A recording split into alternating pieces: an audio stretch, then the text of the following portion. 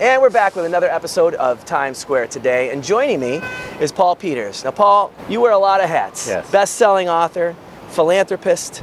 You've started your own company, run your own company. And there's so many different things that you do. Yes. How did you go from where you started to being right here in the heart and soul of New York City, Times Square? How did this all take place? Well, Bob, it's interesting. I was thinking this morning, the song came to mind, Whitney Houston, give me one moment in time.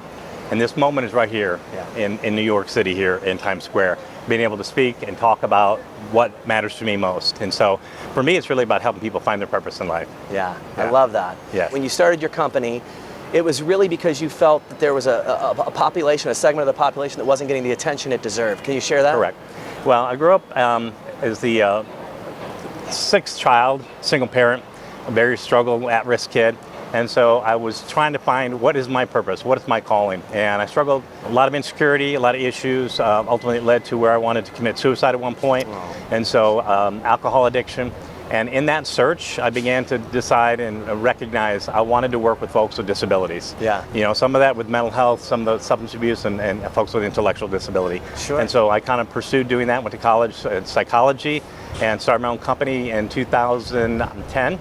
And working with folks with intellectual, mental health, and substance abuse. So it's a wonderful calling. Yeah. And it is a group that's been marginalized to a certain degree, right? So you're actually helping them learn and grow and progress in a pretty complex world that we live in. Yes. Yeah. Yes. And then you've also written several books. One a bestseller. Correct. Yeah. And so in my pursuit of my career and then starting my nonprofit, I recognize there's a lot of people who are trying to find their purpose in life.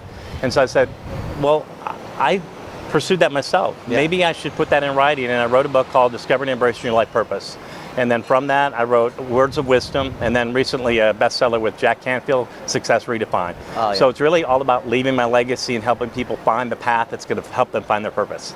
No, I love that. Yeah. I think it's too often to be cynical in our world today about really looking inward, you know, and really utilizing your experiences, being vulnerable, like you've been, and sharing yours, to really kind of let other people realize that there's light at the end of the tunnel, right? Correct. You're here with your beautiful family. Yes. All three of your children are here, and you know, they seem like shining examples of what you're putting out there. Yes. I only got to talk to them briefly, but they seem like lovely kids and adults, lovely adults. Yeah. How have they been able to glean off of some of your experiences over life? How have you shared that with them and allowed them to be more open and sharing with you? I mean, I'm sure you guys have a pretty open communication going. Well, the most powerful message for me, I grew up not knowing my dad because of what he had done. And the one message for me is I wanted to be the best dad I could be. Yeah. Above all that I've accomplished is being the best father that I can and being an example to them, give them a sense of hope, give them a sense of purpose, and actually help them see some of the things that I'm doing, knowing that they're going to be as successful as I am. And then you share, as I know you do, you share your vulnerable moments in life. Yeah. Probably lets them know that, hey man, it's not always going to be perfect, right? Yeah. And that's got to be inspiring for them. It is. Well, one of the messages, always be authentic, always be transparent, especially with your kids. Yeah. They want to see that you're real. They want to see that you make mistakes, and always own up to them. Yeah. Yeah. Gosh, you're going to get me crying right now. I love that message. I have two young kids. I have a 5-year-old and a 2.5-year-old. And I struggle with, you know, do I want them to be obedient all the time and just be like good kids, or do I want them to, you know, be a kid and be bananas? And I got to let them know, like, hey, I'm just trying to protect you. I'm trying to keep you safe. But there's a certain element of that you got to be willing to let go a little bit and let them experience their lives, right? Yeah. One of my favorite quotes is, train up a child in the way they shall go. Yeah. And all we can do is love them, allow them to be crazy, fun, because we're only a child once. Right. And when they begin to do that and they feel accepted and loved, they're going to turn out fine. Yeah. Yeah. Yeah, it is, right? The environment you grow in creates so much. Correct. Nature and nurture, right? Working together. Correct. So what's a big misconception about what you do and the message that you put out there? If people had to look at it from the 30,000 feet view, what would be a common misconception you think that people might have? Well, a lot of people, when you think about everything that we do, these cameras all around us, they serve a purpose. Yeah. And so when we understand that we're created uniquely like no one else, and we have a purpose to fulfill. Yeah. And for me, it's like when I pursued that relationship with God, He revealed what that purpose was, and my purpose is to help people find their purpose.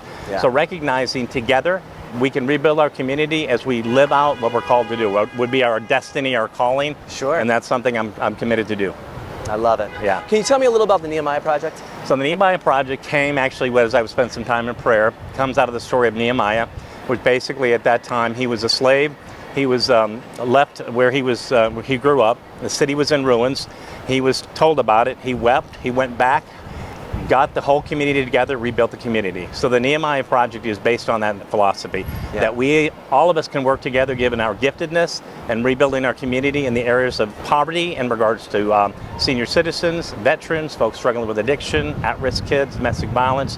When we work together to rebuild our community, we're going to see great and wonderful things. We're going to see restoration. No, I love it. Yeah. And you have a trip coming up to Guatemala, is that right? I do. So one of the things with the Nehemiah Project, we are based in North Carolina, but we're expanding into Guatemala.